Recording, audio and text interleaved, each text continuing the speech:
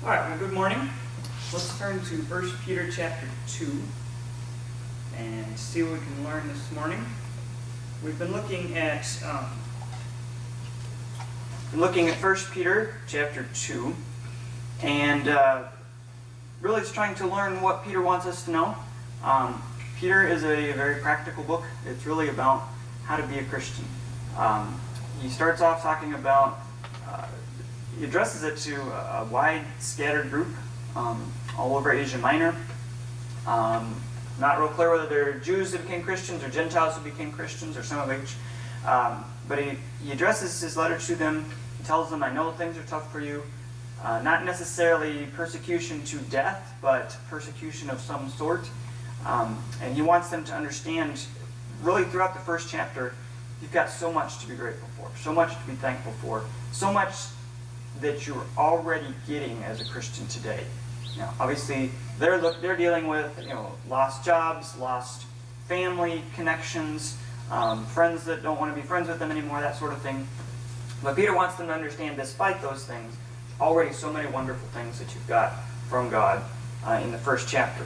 And then chapter 2, we're going to move on to a little more about having established that life is good because of what you've got from Jesus, from God.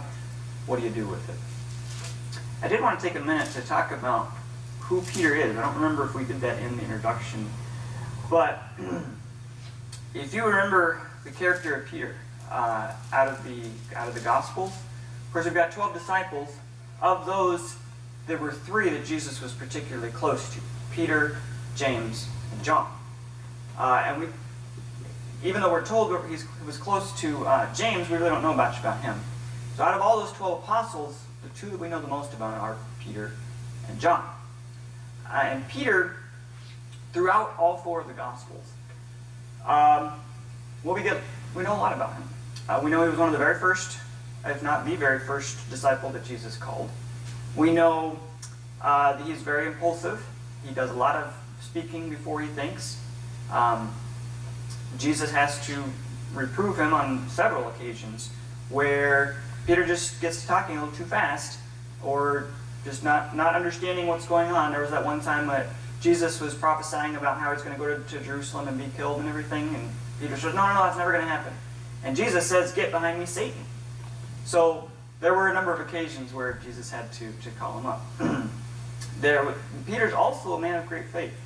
We shouldn't lose sight of, in Peter's flaws, that he was also a man of tremendous faith. When Jesus was walking on the water, and he was coming towards the boat, and they all said, oh, it's a ghost. And then Jesus said, no, it's just me. Peter says, he's the only one of them to do it. If it's you, command me to come to you. And Jesus says, come. And out of all those 12 disciples, Peter was the only one who got out of the boat and walked on the water. And didn't walk very long. He took his attention off Jesus and sank. But none of the others even got that far. So Peter's faith was considerably stronger than the rest of them, because they weren't even willing for a moment to test the water. But Peter was. So, yes, Peter got a lot of flaws. He's also got tremendous faith. When Jesus was arrested, out of all those 12 disciples, 10 of them ran away. Didn't have anything to do with Jesus the rest of the day. Peter and John followed Jesus. They go into the courtyard, and they're warming themselves around the fire.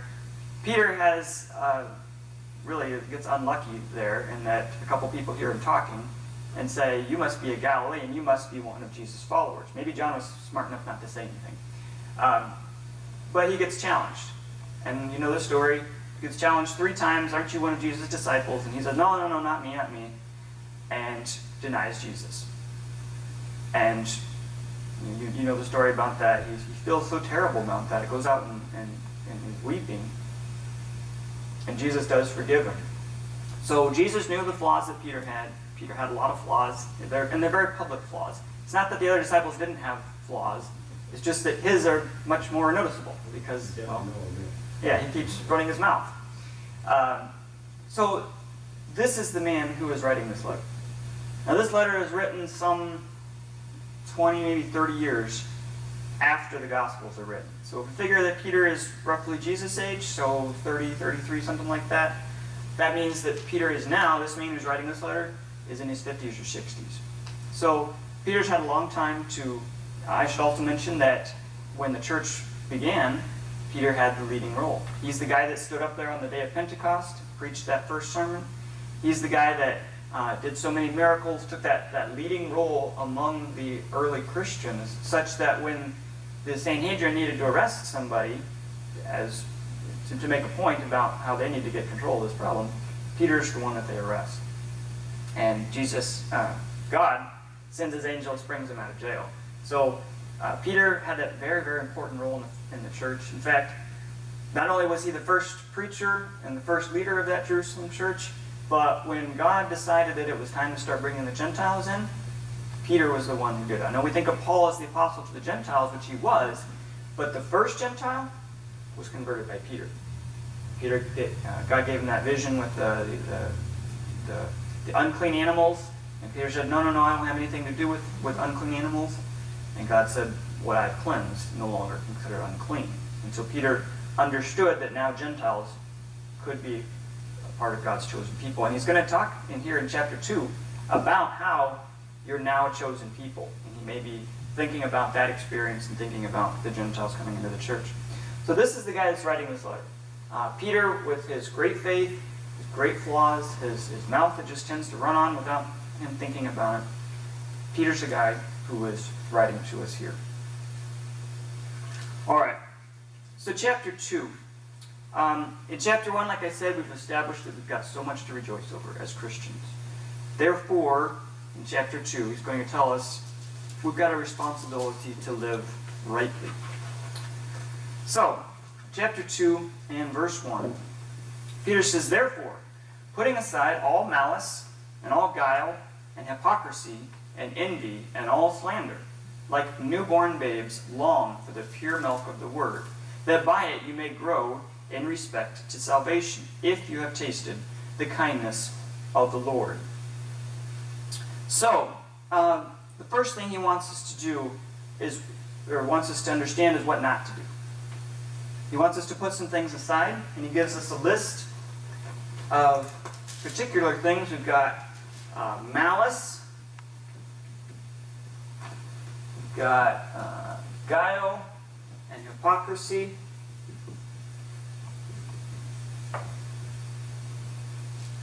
hypocrisy. I'm sorry, what's the next one?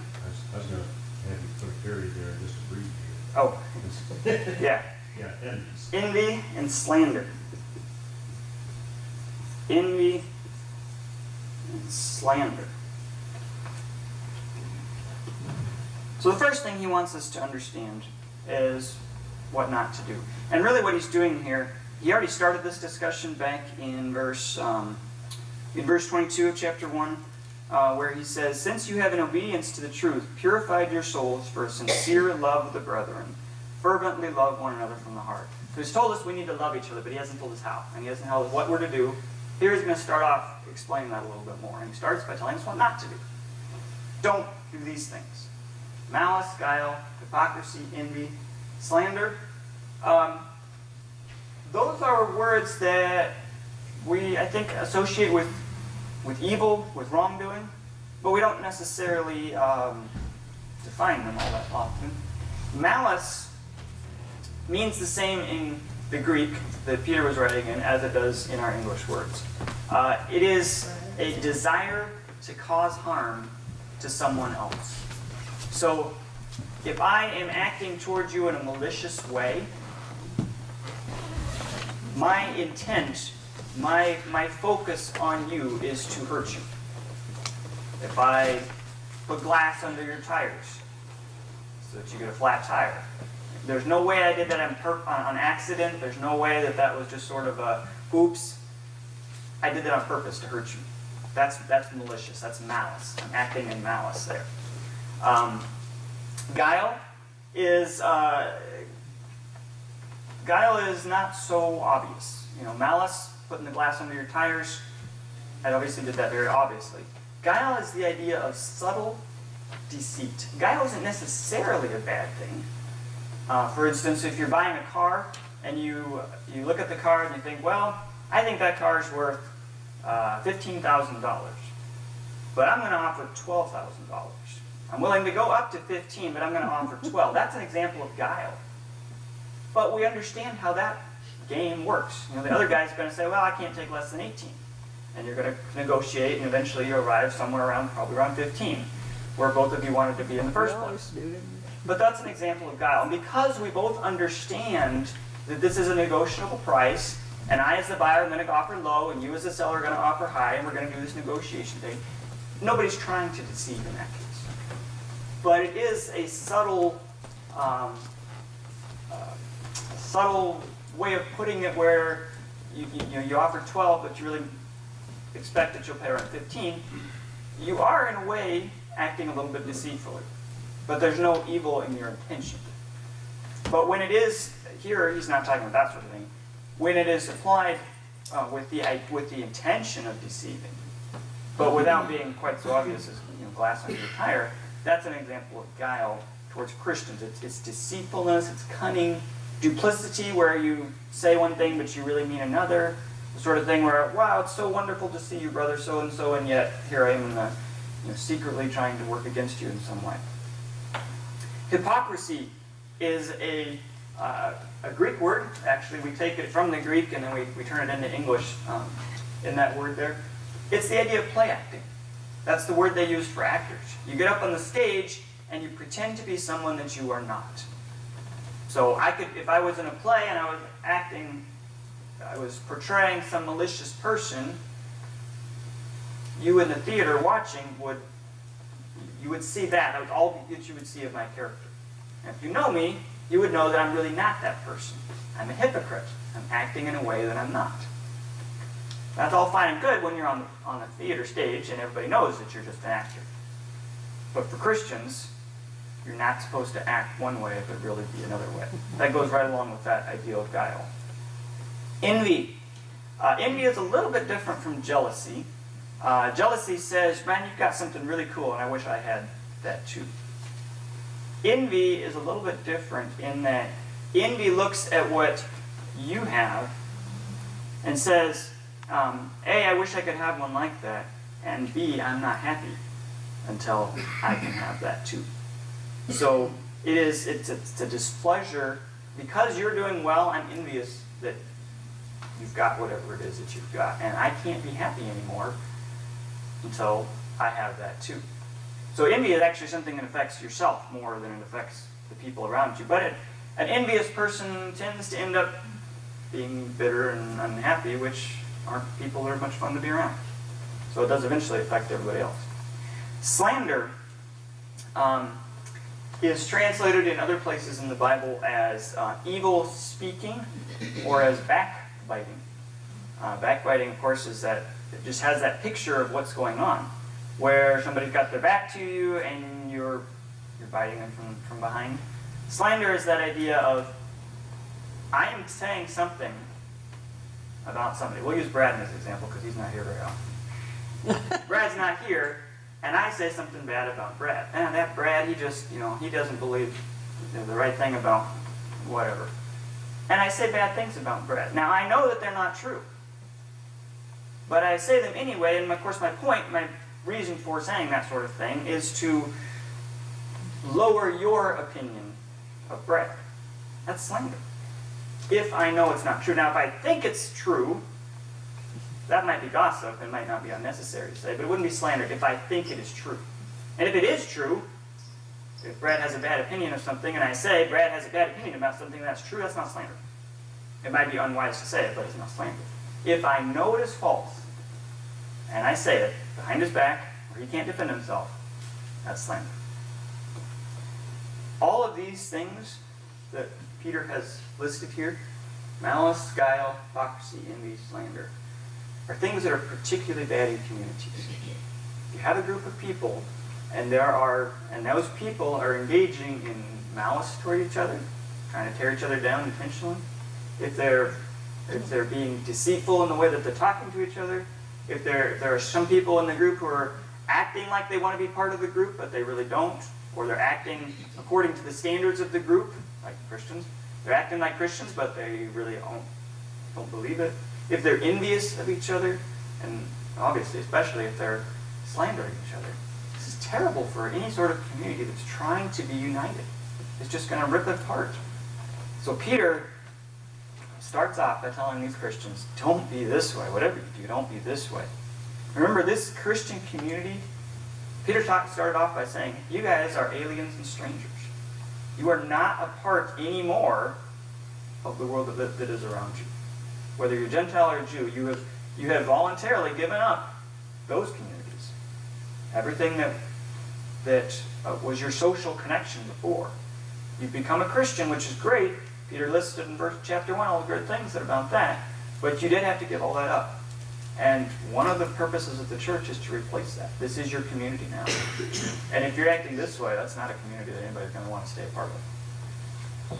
So, don't be that way. Verse 2, he tells us what to do instead. Like newborn babes, long or crave the pure milk of the word. This really enforces that alien idea. What are babies? They're new creatures. They originated in the womb, right? And now they've moved into a new environment, a new world, and they have to start out with their mother's milk. You have moved from that old environment into the new one, this Christian circle that you're in now. You need to embrace that new environment. You need to long for the milk of the word and be part of this new world. And this milk of the word is almost certainly the word of God. The commentators, a couple of them came up with some other ideas. It is the word of God. It's not just what we see here, and this is kind of hard for us to grasp. The word of God that we're to long for, I think, is not just we're supposed to long for reading the Bible. That's good. That's wonderful. That's part of it. But when John talks about how the Word was God and flesh and was there at the beginning, he's not talking about the written words in our Bible. Yes, that was part of it. He's really talking about the idea of God, the power of God, all that is in the meaning of God. And so when we're to long for the milk of the Word, it is, yes, the Bible, but it's really more than that. It's not just the Bible, but it's all that has gone into the Bible. All the power, all the ideas of God, all the ideals of God are wrapped up in this that we are to crave, that we're to be looking for. How are we supposed to crave it? What does it mean to crave? He's going to explain it. All these new behaviors that he's going to tell us about, that are replacing those old ones, this new community that we're a part of, this new behavior is both a result of our conversion. So we've gone from being whatever we were before to being a new creature, and we are, that is a new behavior itself. And also, the new behaviors that we're taking on will help to maintain that conversion. So it's both a result of our conversion and a maintainer of our conversion. All right, any questions or comments on the first couple verses? All right, verse 4. He starts this idea of a living stone. He says, "And coming to him," to Jesus, of course, "as to a living stone rejected by men, but choice and precious in the sight of God. You also, as living stones, are being built up as a spiritual house for a holy priesthood, to offer up spiritual sacrifices acceptable to God through Jesus Christ. For this is contained in Scripture. Behold, I lay in Zion a choice stone, a precious cornerstone. He who believes in him shall not be disappointed. This precious value, then, is for you who believe. But for those who disbelieve, the stone which the builders rejected, this became the very cornerstone, stone of stumbling and a rock of offense. For they stumble because they are disobedient to the word. To this doom they were also appointed." So Peter started off his whole book by talking about some of the struggles and trials they were going through. Well, he's coming back to that point. You guys are living stones, but guess what? The builders who were looking to build things, the ones of men, looked at you and rejected you. They didn't want you. But on the other hand, God has looked at you as a living stone and said, you are incredibly valuable, and I want you. So it brings up that trial theme again. And he says about us that we are being built up into this house, the temple. He says that Jesus Christ is the cornerstone, and that we are being built up as stones on top of him. If you're building a building, and this is true today just as much as it was back then, you need a building with square corners. And we don't want square corners just because we think it looks nice. Timmy built some houses. What happens if the corners aren't square? In trouble. You're in trouble. If the corners aren't square, I learned that with experience. you learn that with experience, yeah. They knew it back then too. A lot of shimming to do. If the corners aren't square, if you have a house where your corner sits like that, look what's going to happen to all the rest of your corners. So now the angle is too sharp here, now it's too wide over here. And so because that corner's not square, and in fact, you know what? You probably won't get it like that. You'll probably end up something like that. That would be bad. Huh? So now you got all these corners out of place. Now imagine trying to put a roof on this building.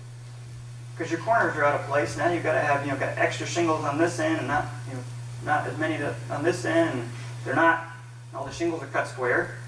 They're not going to fit because your corners are all cattywampus. It's not going to work. It's going to be really hard to make a building. It's going to be really hard to make a building where the walls all fit together. It's going to be really hard to keep the rain out, etc., etc., etc. It's not going to work. So, when you build a building, the very first thing you do after you dig out the hole, the foundation, you got to square it up. You got to have that perfectly square corner. Because if you can get this corner square, so that these lines keep coming out square like that, the rest of them will also be square, your other four corners. And that's what the cornerstone does. Today, when we do this out, we do it 4 by 5. 3 by 4 by 5, right? B squared plus B squared equals. That's right. Today we put out stakes and strings, and we come up with the same thing, so we get that precise corner. What they did back then is they would set a cornerstone. So they would get their stone, and they would make sure this one is absolutely perfectly square. And then you can set your next stone right next to that. And you can set the stone right here. And that way, as long as you just keep watching this edge and make sure it lines up with this one, it's going to be square, both directions. That's what the cornerstone does. And so, we're not the cornerstone. Jesus is the cornerstone. He's our standard. He's what's making that straight edge. Jesus is the cornerstone, and we're being built on top of him and beside him. He's not, the cornerstone is not bigger. It is more important because it's that first stone. But all of the stones are necessary to build up the temple, to build up the building. It's just you got to start with that first cornerstone in order to get it nice and straight, square, everything all coming up the way it needs to be. So that cornerstone is absolutely important. And so Peter's going to mix his metaphors a little bit here. We are being built as living stones into a building. But at the same time, we are also the priests who are going to be in that building, offering up a sacrifice to God. One of the interesting things about this description here is that Peter doesn't take any role for himself. Remember back in Matthew, I think it's in Matthew, where Jesus asks his disciples, "Who am I?" And Peter says, "Well, you're the Messiah." And Jesus' response is, "That's right, and I tell you that you are Peter, and upon this rock I'm going to build my church." And a lot of people, particularly Catholics, look at that and say, look, Jesus is going to build his church on Peter. But if that were so, wouldn't this be here in 1 Peter a great time for Peter to say, "Here I am, the rock that Jesus is building his church on"? But he doesn't. Here he says that Jesus is building his church on himself, not on Peter. Peter has no role whatsoever, or at least that he's describing here, in this church. So the just a point to put it out there as we go by. Right. There's, along that same line, one of the churches, the congregations that used to support this congregation was in Fort Worth, Texas, and their bulletin was called the Plumb Line. And it's taken from Amos, where Amos prophesies that the Lord says through Amos that I am going to establish in Jerusalem a plumb line. Right. And he's speaking of Jesus as being the righteousness. Right. And when you compare that to the way the religious world had gotten, when Jesus speaks to the Pharisees and the scribes and the Sadducees, and they become so crooked and so corrupted that it was the building was leaning and divided against itself, and all those things that don't work. Right. And so the contrast here is startling that Jesus is this square, plumb level, Right. sure foundation. Right. A cornerstone will give you, it's a this is a 2D, but a 3D stone gives you a straight line this way and that way, but it also gives you, I can't draw it here, it gives you a straight line up as well, and then you would use that on your wall. But when you're done, or as you start getting up there, of course it's easy to just get off by a little tiny bit. So what you would do is you would get up on top of the wall and you would drop a plumb line. A plumb line is just a string with a weight on the end of it. And gravity being what it is, gravity will pull that weight down, you'll get a nice straight string. So you can put that plumb line on your top brick, put that line against the stone, and you can look down and see, do all your stones line up? And that helps you determine, are they straight? You can move one if they're out a little bit. There, about 10 or 12 years ago up at Hillsdale College, they've got that big tower that is the focal point of the campus, Central Hall. Well, it had been built 100 and some years ago, and it was getting to be in bad shape. It's starting to lean. So they raised a bunch of money, they fixed it all up, they got it all put together again. Today, if you go up way, way, way up into the very top of the tower, in an attic space, you will find a spot where a plumb line is hanging. It hangs down from the ceiling. It's got this little weight on the end, with a little arrow or a little point on the end of that weight. And on the floor, there is a big grid like this, just lines drawn on the floor. And that plumb bob, let's put one more line here so it's in the center. That plumb bob is pointing right smack at the center of that little grid. The idea, of course, is if that tower starts to move again, all you got to do is go up, check that plumb line out every time you go up there. And look, it's starting to move. It's not pointing right directly at the center anymore. Now we know the building is starting to move. We need to do something to shore it back up before it gets really bad. Jesus is performing that exact same function for us as a church. All right. Peter gives us a bunch of prophecies here. He quotes from Isaiah and I think also from one of the Psalms. This is an idea that comes out of the Old Testament, this idea of Jesus as the cornerstone. One of the things that was important to God back then, look at Isaiah 28, which is one of the cornerstone prophecies that Peter is prophesying, or is quoting here.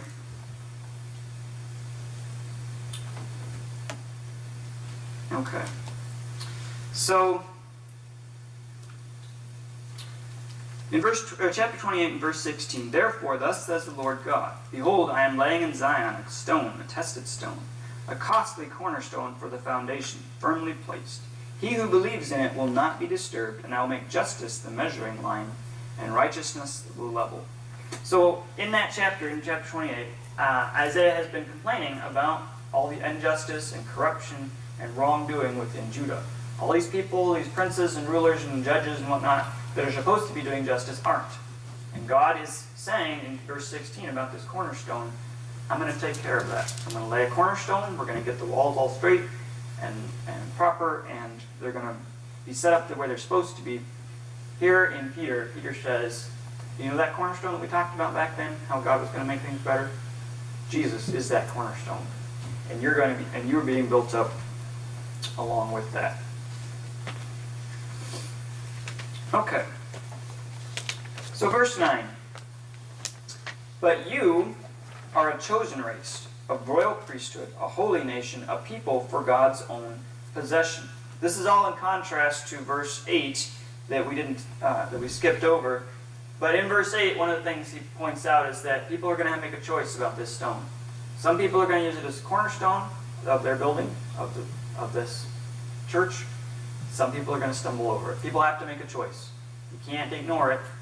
Some people are going to not use it properly. And in contrast to those people that have stumbled over it, you, us, are a chosen race, a royal priesthood, all these good things. This, again, is an idea out of the Old Testament. And this comes out of Exodus.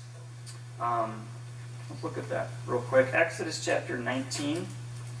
This, I believe, is right at, it is at Mount Sinai. So where God gives the Ten Commandments, where God really takes these escaped slaves and turns them into a nation, a people that is His people. He tells the Israelites in verse 5. Exodus chapter 19. He talks to the Israelites and he basically gives them a proposal. He's going to make a covenant with them. Now then, if you will indeed obey my voice and keep my covenant, then you shall be my own possession among all peoples, for all the earth is mine. And you shall be to me a kingdom of priests and a holy nation. That's the covenant that he offers to the Israelites. You're going to be a holy people to me, kingdom of priests. Here in Peter, he quotes that. And he says that promise that God made to the Israelites, that time when he set up that covenant with the Israelites, now he's setting up a new covenant, a covenant with Christians. And he's going to do for us the same thing that he did for those Israelites way back then. That was a covenant based on, what was it based on? The blood of all those sacrificed animals, right? All those sheep and goats and bulls and everything that had to be sacrificed constantly. That was what the covenant was created on. Our covenant created on the sacrifice and blood of Jesus Christ. So, same sort of covenant, same way that it was made for the Israelites is being made for us. So, we look at the Old Testament, we look at the New Testament, we look at Jews and we look at Christians, and it seems like there's a big difference between them. Big break between the way that God treated people in the Old Testament and the New Testament. And there is, and it's also not such a big break. It is something that's different, but different in the same way. Kind of like in the same way that you can have, let's see. Look at a car that was a Ford that was built in 1900 and a Ford that's built in 2000. There's 100 years between them. In fact, they really don't look anything alike anymore, right? And yet, it's the same company, and you can actually trace, if you look at all the models in between 1900 and 2000, you can trace the evolution of that car. It's still the same maker, the same idea of a car, even though it's wildly different. In fact, I would say that the Old Testament and the New Testament are less different than a car between 1900 and 2000. But it's still the same idea. Peter tells them, you guys once were not a people. And this is quoting, again, this is out of Hosea. He pulls a lot of stuff in from the Old Testament here. This is quoting from Hosea, a time when God made a prophecy to his people, the people he chose. And he said, you know what? I am rejecting you guys. You guys aren't holding up your covenant anymore. I'm not going to have anything to do with you. But he does give them a promise.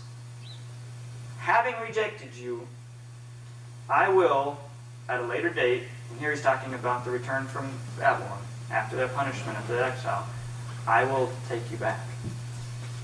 You didn't used to be my people, now you're going to be my people again. And that's what he quotes here. You once were not a people, but now you are the people of God. You had not received mercy, but now you have received mercy. And yet, who are these people? Well, it's not just Jews anymore. It used to be just Jews, and it was back when Hosea made that prophecy. But now, it's extended to everybody. This offer of mercy is going to anybody who wants to accept it, whether you're a Jew or a Gentile. you're all going to be given that. In verse 12, he's going to re-emphasize that point. He says, keep your behavior excellent among the Gentiles, so that in the thing in which they slander you as evildoers, they may, on account of your good deeds as they observe them, glorify God in the day of visitation. And I skipped over verse 11. I urge you as aliens and strangers to abstain from the fleshly lusts which wage war against the soul. I looked at that. His point there is aliens. What does he mean about, why is he urging them as aliens and strangers? Well, partly it's going back to that, the way he described the Christians in verse 1 of chapter 1. You are aliens and strangers. And so he's echoing that again, but he's also echoing a message, again, in the Old Testament. Back in Genesis, when Abraham's wife Sarah died, he needed a place to bury her. This is in Genesis chapter 23. He went to the people of the land, the people who owned the property around him. And he said to them, I am an alien and a stranger in your midst. And I want to buy a cave from you so that I can bury my dead. Peter is echoing that. You are aliens and strangers, not because you're weird, not because you don't belong here, but in the same way that Abraham was. Abraham didn't own the land that he was farming, or that he had his flocks and sheep on. He was passing through. He was in the country. He would talk to the people around him. He would do business with them, but he wasn't one of them. So it's not that he set himself apart or didn't want anything to do with them. It's that he knew and they knew that he was not one of them. I'm sorry? I was just saying, just like Israel and us, Right. he's on his way to a better place. Exactly. He knows that he's on his way to a better place and he's not one of them. We're not of the people around us. So that's the kind of aliens and strangers we are. And he wants us to make sure, A, that we control ourselves. Our own living, our own desires need to be under self-control. And that leads us to verse 12. The self-control that you have will be noticed by the people around you. These people that are not of you. We talked about slander and how it's false teaching that you know to be false. In addition to slander, there was just a lot of bad information circulated about the Christians. People didn't really know what the Christians were, who they were, what they did. A lot of really weird and slanderous stories that went around. But really what it came down to was, you guys are teaching something strange, something weird. Christians taught that, not just that Jesus was a God, because there's lots of gods, it's just another God as far as the Romans are concerned. And that would have been okay. It would have been okay to teach that Jesus was a God. The problem was, they taught that Jesus was the one and only true God. So, all you Gentile heathens aren't just worshiping somebody else or a different God. You have your God and I'll have my God. You're worshiping the wrong God. You're worshiping a fake God. Nobody likes to be told that the thing that I have been worshiping, that my father and grandfather and great-grandfather and great-great-grandfather have worshipped, is fake. That's really what got the Christians such a bad name. People hated them because of what they taught. And so Peter says, you know what? You guys are hated among the people that you are with. You're not supposed to be of them, but do keep an eye on your behavior. Because if the Gentiles, if you're a Gentile and you've got somebody that moved in next door, and you just kind of watch them and you see how they're mowing their grass and the way they treat their kids and how they treat their husband and wife, and then a couple of years later you find out, oh, that's a Christian. You could say, well, I've heard all about these Christians and how they go to church and they have all these weird things going on. They drink blood and eat flesh.